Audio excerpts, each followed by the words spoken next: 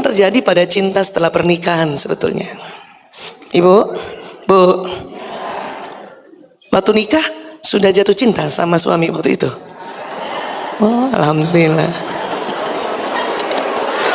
Berapa lama bertahan rasa cinta itu? 5 tahun? 10 tahun? Siapa yang sudah menikah selama 50 tahun? Nikah emas. Ibu? Alhamdulillah. Suami masih ada, Bu? Masih ada? Alhamdulillah. Ibu semakin cinta, Bu? Ibu jawabnya antara mau iya. Ibu selamat ya, Bu. 50 tahun bersama. Kalau lihat wajah ibu semakin cinta kayaknya ya, insya Allah ya. Iya.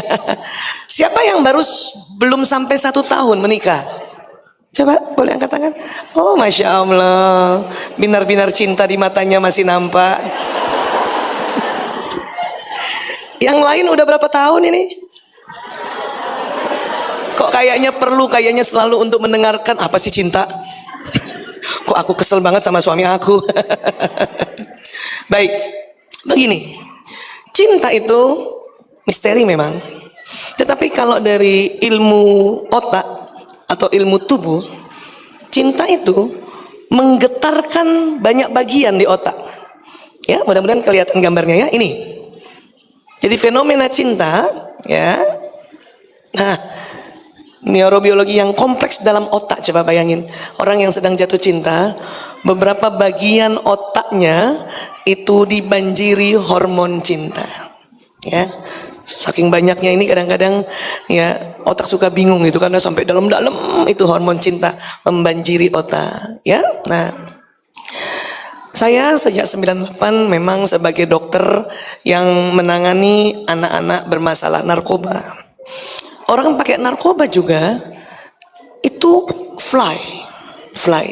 Kalau bahasa anak mereka, bahasa mereka itu namanya getting high, getting. Bahasa mereka lagi lebih dalam pedau gitu. Ternyata pada saat dia fly itu juga mengeluarkan hormon cinta. Ya, yang hormon itu dalam nama besarnya namanya hormon dopamin. Ya, jadi orang pakai narkoba, apalagi kalau pakai yang jenis opiat, di dalamnya opiat itu nanti ada heroin, morfin, ya. Itu terkantuk-kantuk dan itu penuh cinta di otaknya itu. Ya, penuh cinta. Tapi setelah belajar lagi ilmu neuroscience, ternyata orang jatuh cinta beneran itu lebih fly lagi, lebih getting high lagi, ya. Sehingga pada saat nanti diperlihatkan otak yang sedang pakai narkoba dengan otak yang orang jatuh cinta, ya, nah, kurang lebih seperti ini. Orang yang kena narkoba ada 3 bagian otaknya yang dibanjiri hormon dopamin itu. Tapi orang yang jatuh cinta itu ada sekitar 5 bagian otaknya yang dibanjiri hormon cinta itu. Kalau begitu mana lebih dahsyat? Orang pakai narkoba atau jatuh cinta? Jatuh cinta. Ya, betul. Jatuh cinta luar biasa. Maka kadang-kadang anak muda sekarang sewaktu jatuh cinta, ada istilah apa? Mabuk kepayang. Ya, sama-sama mabuk kan? Iya. Makanya kalau ada seseorang ya senang pada misalnya seorang anak laki-laki, dia naksir pada seorang anak perempuan, dia senang sama anak perempuan, dia mencoba menyatakan perasaannya, kemudian ditolak, bisa bunuh diri itu, ya, kalau tidak punya prinsip-prinsip kehidupan, ya. Nah, dan hati-hati juga ayah bunda bapak ibu, balik sekarang itu lebih awal usianya, betul? Ya. Zaman saya yang lahir tahun 60-an, balik pada perempuan menstruasi itu baru sekitar usia 14 tahun, 15 tahun. Itu berarti usia di mana itu sekolah apa? SMP. Ya. Sekarang lebih maju. Ananda kita mungkin usia 4 SD sudah mulai ada yang balik. Ya. Paling banyak itu kelas 6. Ya. Hati-hati, mereka sedang balik, tapi mereka di masa-masa mau ujian SD. itu secara perasaan dan pikiran itu sulit sebetulnya. Karena bayangkan ya, lagi mau ujian tapi kemudian mulai balik. Kayak apa kira-kira Bu? Jadi mohon maaf buat kita yang anaknya persis di kelas 5 dan kelas 6. Ada Bu? Coba angkat tangan yang anandanya ada di kelas 5 SD atau kelas 6. Oh, banyak juga di sini hadir ya. Terima kasih. Itu perlu hati-hati. Perlu hati-hati. Kenapa? Karena masa-masa sensitif di usia itu dikarenakan ya kenaikan hormon yang luar biasa, ditambah lagi mau ujian. Ya. Kemudian mulailah mereka ya, ini bukan hanya anak perempuan, anak laki-laki juga. Banyak yang mimpi basah di kelas 5 SD atau kelas 6 SD ya. Afwan Ibu ada pernah anak laki-lakinya curhat sama Ibu bahwa Bunda, Mama, Umi, aku udah mimpi basah. Ada yang begitu? Terus apa respon Ibu? Bisa jawab nggak kalau ditanya? Aku begini ya, aku begini mimpi basah. Apakah cuma satu kali saja Bunda? Ada yang pernah tanya gitu? Terus Bunda jawabnya apa? Tanya sama bapakmu sana. Itu kan paling asiknya, karena sama-sama laki-laki. Kalau anak perempuan lagi baru mens pertama, Bunda bisa menjelaskan. Bunda bisa menjawab apabila dia bertanya. Iya, alhamdulillah. Karena sama-sama kita perempuan dan kita punya pengalaman yang sama sewaktu kita juga pertama kali menstruasi. Ya. Laki-laki itu rupanya mimpi basah tidak cuma satu kali. Tetapi setelah awal dia mimpi basah, katakanlah kelas 5 kah atau kelas 6, maka setelah itu secara periodik 2 pekan atau 3 pekan sekali juga nanti mimpi basah lagi. Ya Bun, persis menstruasi. Cuman mimpi basah tidak lama. 1 kali saja keluar air mani ya sebanyak 5 mililiter. Kurang lebih 1 sendok teh. Jadi kalau ya anak laki-laki Bunda bertanya, Bunda, apa bedanya aku mimpi basah dengan ngompol? Bisa jawab kira-kira? Mimpi basah karena cuma 1 sendok teh, maaf ya, basahnya mungkin hanya celana dalam ananda kita saja nih anak laki-laki. Tapi kalau ngompol 100 mili, basahnya seberapa? Nah itu bedanya. Bisa sampai menyebar ke bantal gulingnya kah atau spraynya. Ya, nah yang saya mau cerita begini. Bersamaan dengan itu, ya mereka pun mulai tertarik pada lawan jenis. Dan itu sangat lazim atau sangat lumrah, sangat wajar, sangat alami, sangat manusiawi, dan itu sunnatullah. Sehingga banyak juga anak-anak mulai curhat sama orang tua, mungkin karena ayah tidak sering di rumah, maka curhatnya sama bunda, bukan? Ya. Siapa yang punya anak laki dan sudah mulai curhat bahwa dia suka sama temennya yang perempuan? Ada? Pernah? Iya. Pernah Bun? Iya. Awalnya pusing nggak Bun? Nggak juga. Terus diapain ngomong sama anak? Nah itu yang benar. Fahamilah bahwa itu adalah lazim. Fahamilah bahwa itu adalah sesuatu yang Allah ciptakan anugerah, ya. Tetapi diberitahu bahwa dalam Islam yang diatur adalah pertemanannya. Dilarang berdua-duaan karena bukan murim laki-laki perempuan di tempat sepi. Itu berlaku untuk kita juga, Bu. Bukan hanya anak-anak. Ibu-ibu juga kalau sama Pak RT berduaan nggak boleh, Bu. Bukan cuman sama anak-anak, ya. Walaupun ibu bilang mau ambil surat keterangan, bikin KTP. Walaupun di teras rumah RT. Makanya kalau mau ketemu Pak RT, telepon dulu Bu RT-nya. Bu, nanti saya mau ketemu ibu. Ya, begitulah kira-kira. Ya, kenapa? Saya saat ini selain mengurus narkoba, 10 tahun terakhir mengurus anak-anak yang berubah orientasi seksualnya. Yang tadinya seorang anak laki-laki tertarik, benar-benar tertarik ya dengan seluruh jiwanya kepada temannya yang perempuan. Tapi karena dia mau curhat sama ibunya untuk melepas melepaskan saja. Melepaskan saja. Karena cinta nih, 5 tempat di otak goncang. Lebih parah dari narkoba sebetulnya ini.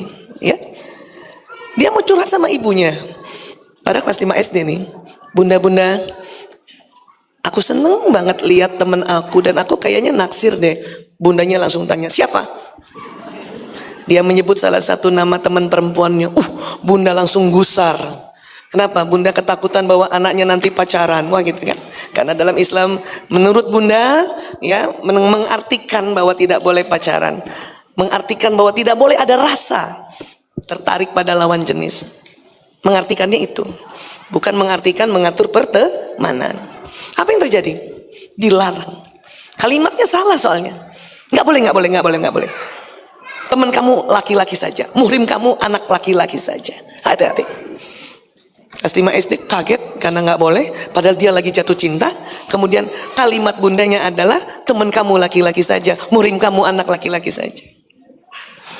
Waktu SMP dia juga tanya lagi. Kenapa lagi SMP itu udah yang namanya hormon luar biasa. Bergetar otaknya 5 tempat. Bunda aku mau cerita. Aku senang sama Aisyah. Masya Allah. Ini nama samaran ya. Ya. Si anak namanya Fahri.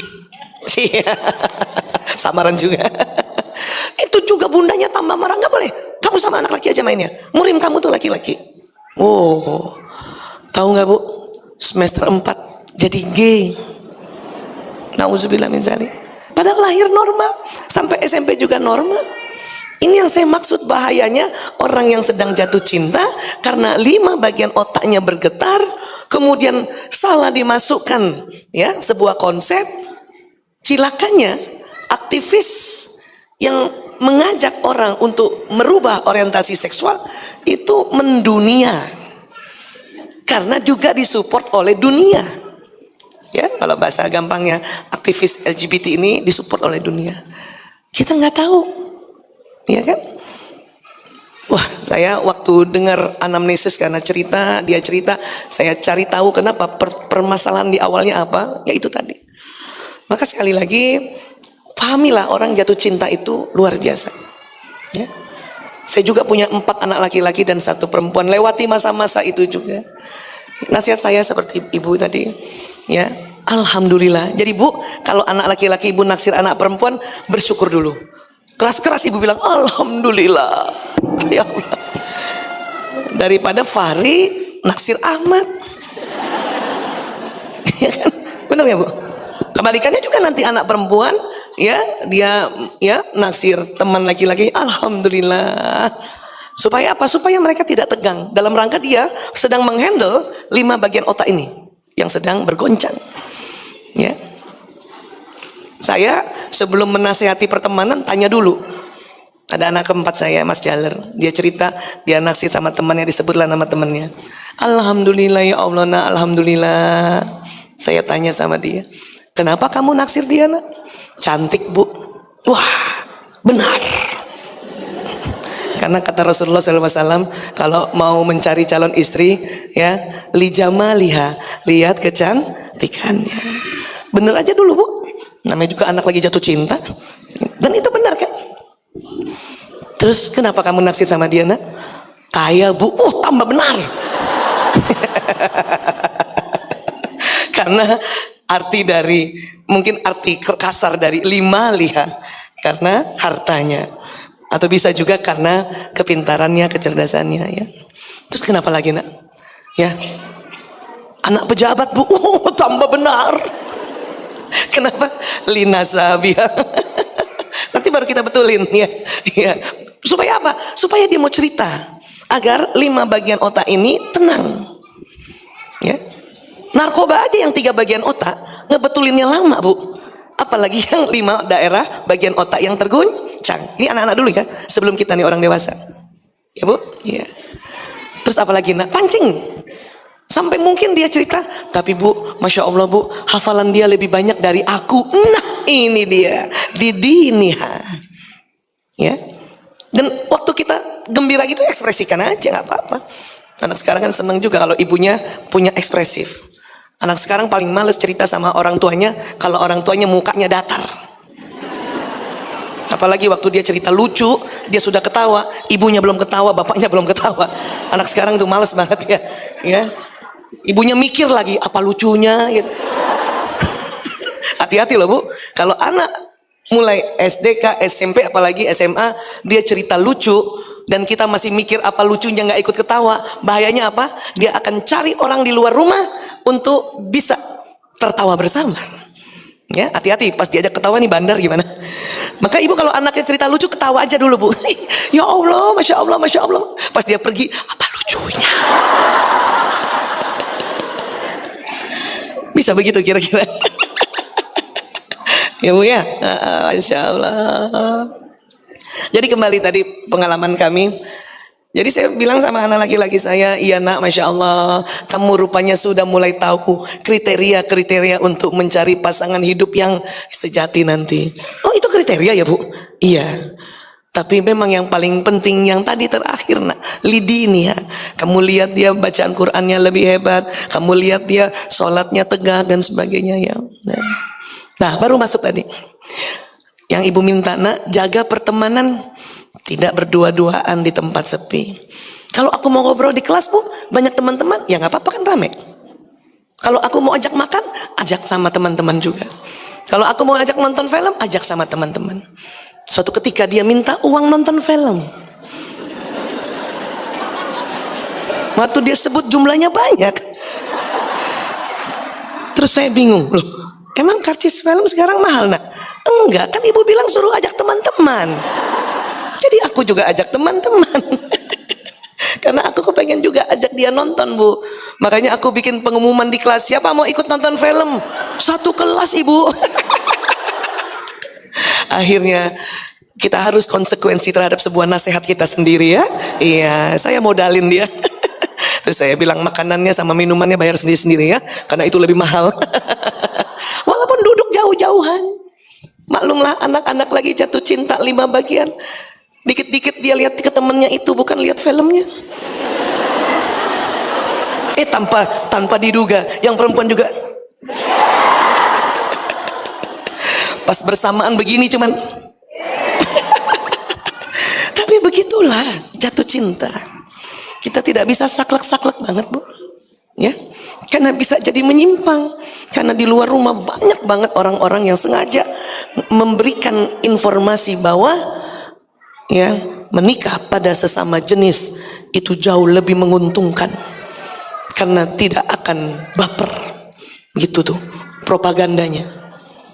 Tapi ternyata dari anamnesis atau curhatan pasien-pasien kami, justru saya menemukan riset kesimpulan bahwa ya, menikah dengan sesama jenis memang tidak bikin baper, tapi membosankan. Membosankan. Karena sama semuanya. Dari ujung rambut sampai ujung kaki. Maksud saya, kulit laki-laki itu kan lebih tebal. Kulit perempuan lebih tipis. Kalau suami istri laki-laki perempuan karena lebih tipis dibelai sedikit oleh suaminya, perempuan sudah seneng banget ya. Ini bayangkan kalau laki-laki sama laki-laki, dia nggak membelai tapi pukul-pukulan sudah karena kulitnya tebal, karena dibelai nggak rasa dan membosankan ya, paham ya? Artinya kalau nanti kita berumah tangga dengan seseorang yang memang bukan sama jenis kelamin kita, mungkin baper sering, tetapi ini merindukan atau menyenangkan.